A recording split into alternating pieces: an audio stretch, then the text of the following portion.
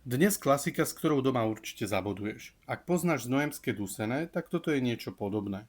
Čo sa týka výberu mesa, ja som zvolil bravčovú krkovičku, ale super bude kľudne aj také plece.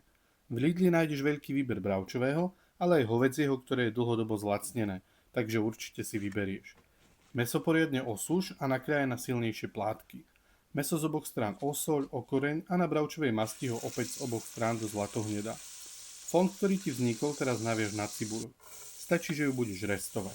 Po zhruba 20 minútach pridaj prerastanú slaninu a restuj ďalších 20 minút.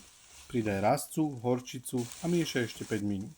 Teraz už len vráť mäso do hrnca, pridaj šťavu a podlej do 2/3 vývarom. Ak nemáš po ruke, použij vodu, tak ako dnes ja. Zakry a dus približne 1,5 hodiny do mäka. Mäso vyber, odober 1/3 z omáčky, zmixuj a vráť naspäť. Pridaj nakrájané kyslé uhorky, nálev z uhoriek, všetko spolu prevar ešte 5 minút a máš hotovo.